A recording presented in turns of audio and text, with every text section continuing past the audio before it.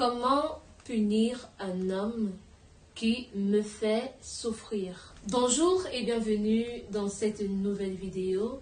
Je suis coach Elisabeth, thérapeute et love coach depuis 2016. Si tu es nouveau sur la chaîne, abonne-toi et laisse-nous un like. Surtout, n'oublie pas de cliquer sur la cloche de notification. Comment est-ce que je fais, coach Elisabeth, lorsque je suis avec un homme que j'aime bien, mais qui malheureusement pose des actes qui me font souffrir?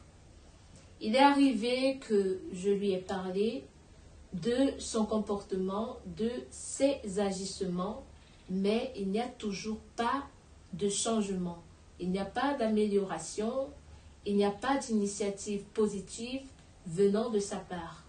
Alors, qu'est-ce que je peux faire pour qu'il revienne à de bons sentiments, ou bien qu'est-ce que je peux faire pour qu'il comprenne finalement que ce ne sont pas de simples reproches, mais que son attitude, son comportement me dérange et me fait souffrir? Voilà alors notre question sous un autre angle que nous venons d'exprimer. Alors, ce qu'il faut savoir, c'est que généralement, quand une femme arrive à poser ce genre de questions ou à se poser ce genre de questions, ça veut dire qu'elle a déjà eu recours à plusieurs pratiques qui n'ont jusqu'ici pas marché. Alors, aujourd'hui, on va venir avec des petites astuces qui vont nous permettre de pouvoir punir cet homme pour qu'il comprenne que son comportement, ses agissements nous font du tort et que nous en avons déjà assez. Alors, qu'est-ce que nous allons faire dans un premier temps? Dans un premier temps, parce qu'on a déjà assez parlé, parce qu'on a déjà assez communiqué sur notre souffrance, sur notre mal-être, on va commencer à faire ce qu'on appelle de l'indifférence. Il faudrait maintenant qu'il comprenne que, à ce moment-là, quand il y a du silence avec de l'indifférence, alors il doit comprendre à ce moment que nous ne voulons plus parler de notre mal, mais nous voulons juste pouvoir préserver le reste de paix, le reste d'estime que nous avons encore. Je parle ici de l'indifférence parce qu'à un moment donné, il faudrait remettre les pendules à l'heure et replacer, reposer le respect sur la table. Avec l'indifférence, par le silence bien sûr, on remet sur la table le respect, l'estime de soi et surtout l'amour propre. On montre à son partenaire, à son homme, qu'on se respecte assez pour ne pas sombrer, pour ne pas se mettre dans une position subalterne parce qu'il nous fait vivre des comportements ou des situations défavorables. Et parce qu'on ne veut pas se mettre dans une lutte ou s'investir dans une lutte qui n'aura pas de finalité ou qui va semer la discorde ou la zizanie, on préfère se comporter comme une personne mature et prendre les choses en main véritablement. Donc, si on a déjà assez parlé à ce monsieur et qu'il ne veut pas comprendre, nous prendrons les mesures qui s'imposent pour qu'il puisse enfin comprendre que nous vivons mal ces nouvelles attitudes, ces attitudes négatives, ces comportements ou encore ces qualificatifs négatifs ou déplorables. Pendant cette phase d'indifférence, pendant que vous mettez un petit silence et que vous essayez de prendre du recul par rapport à la situation, vous pouvez également ajouter des petits caprices parce que ça sera très important pour la phase qui va suivre. Ici, il n'est pas question de diviser les couples. Il n'est non plus question de créer une lutte ou bien une discorde dans la relation, mais plutôt de faire comprendre, de passer un message, de dire voilà, tu m'as fait souffrir et maintenant je vais te rendre l'appareil.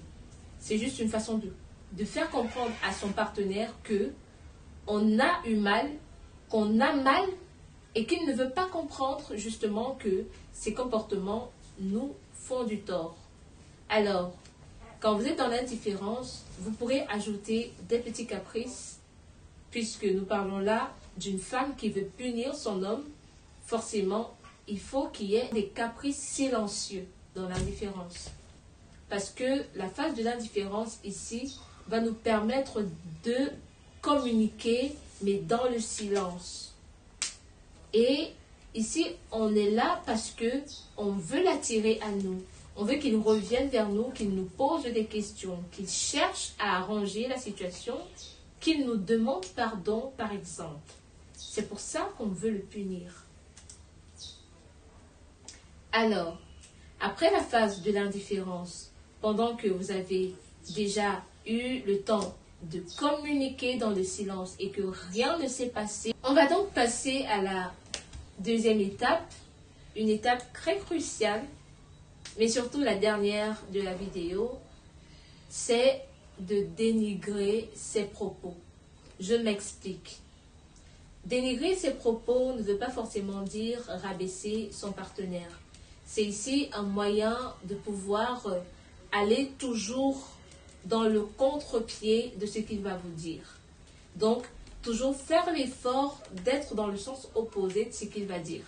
Juste comme ça, parce que les caprices, souvenez-vous que les caprices que vous avez commencé à développer dans la phase où vous étiez en silence, où vous communiquiez en silence, ça va nous permettre également de pouvoir le dénigrer sans qu'il ne se rende compte que véritablement nous sommes en train de chercher à le punir. Par exemple, lorsqu'il va vous dire « Chérie, je veux te voir, j'ai envie de te voir, est-ce qu'on peut sortir ?» Ou bien « Est-ce que tu peux passer à la maison pour qu'on passe du bon temps ensemble ?»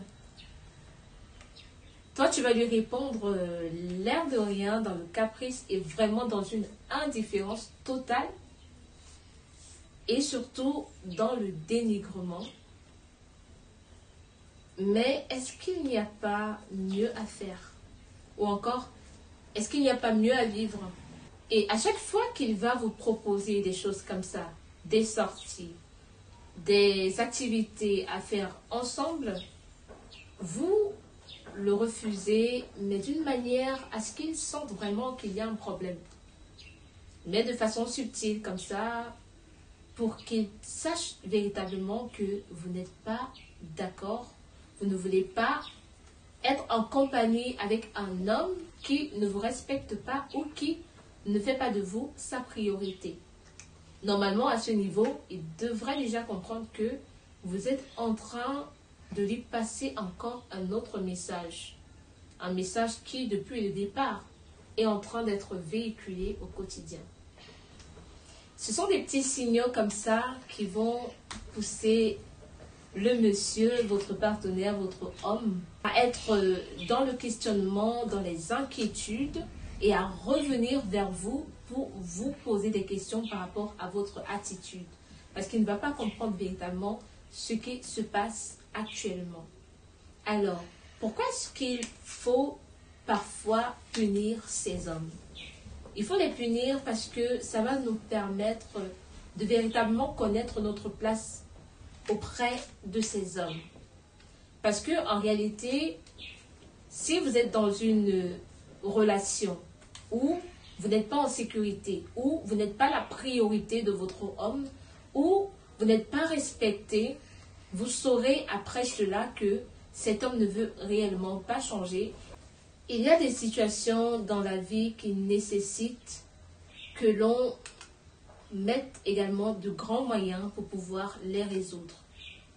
Donc, lorsque vous entrez dans une technique de privation, parce que ça c'est vraiment une privation de la parole, une privation de sa présence, de votre présence devant votre partenaire, ça suscite déjà en lui des inquiétudes et des questionnements si et seulement si cette personne fait de vous sa priorité et vous respecte. Parce que également il y a des cas où vous êtes la priorité de votre homme, mais qu'il ne vous respecte pas parce qu'il sait que vous êtes déjà quelqu'un d'acquis. Et donc, quand vous faites ce genre de punition à votre homme, déjà, vous serez sûr que s'il revient vers vous et qu'il change d'attitude, si il prend la peine de poser le problème sur la table et qu'il en discute avec vous, ça veut dire qu'il veut réellement que vous gardiez votre relation. Mais si, par contre, il commence à plutôt encore s'éloigner, ça veut dire qu'il y a un problème. Et qu'à un moment donné, il va falloir que vous en parliez. Parce que, généralement, il y a également des malentendus qui poussent à ce qu'un homme se comporte mal. Et le punir serait encore aggraver la situation. Donc, mesdames, si vous voulez punir votre homme, privez-le de ce qu'il aime chez vous. Et là, vous serez sûr que vous aurez réellement puni cet homme. Mais surtout, toujours rester dans la confiance de soi, dans le respect de soi. Parce que sans le respect de soi, sans l'amour de soi, on ne peut pas réellement s'affirmer devant les gens, quitte à ce que ce soit notre partenaire. Il faudrait qu'on ait suffisamment d'estime de soi, qu'on ait suffisamment de confiance en soi, d'assurance également, pour qu'on puisse se faire respecter par les autres. Donc, mesdames, veuillez à ce que ces hommes sachent réellement que vous êtes une femme de principe, une femme qui n'accepte pas l'inacceptable. Et donc, punissez-les s'il arrive qu'ils vous fassent du tort. Je vois déjà des hommes venir et me dire « Ah, mais coach Elisabeth, pourquoi est-ce que vous dites ça ?» C'est parce qu'à un moment donné de la relation, quand les choses ne vont pas bien du tout, il faudrait que l'on clarifie les choses. Et si clarifier les choses veut dire alors qu'on doit vous punir, forcément on va le faire. Parce qu'il faudrait qu'on remette les points sur les i. Et surtout, il faudrait que le message soit très clair. Si je suis en relation avec toi, je dois être ta priorité, tu dois me respecter et moi également. Donc, si je te respecte, que je fais de toi ma priorité et que toi, de ton côté, tu ne me respectes pas en ayant des attitudes qui ne m'honorent pas, je suis obligée de m'affirmer et de faire mon nécessaire pour que le message passe. À partir du moment où on ne s'attaque pas à lui personnellement, c'est-à-dire de manière physique ou par des insultes, on est dans notre droit. Il faut qu'il comprenne également que vous voir, vous embrasser, rester avec vous, profiter de votre présence, ça se mérite. Vous n'êtes pas un jouet, vous n'êtes pas une personne insignifiante que on va traiter de manière déplorable ou négative. Vous êtes une personne qui se respecte et c'est justement le message qu'on veut faire passer quand on punit son homme. Pour conclure, on pourra dire que punir un homme n'est pas si difficile que ça. Il faudrait au préalable qu'on sache ce qu'il aime chez nous. Et donc, on le prive de cela. On le prive également de la communication.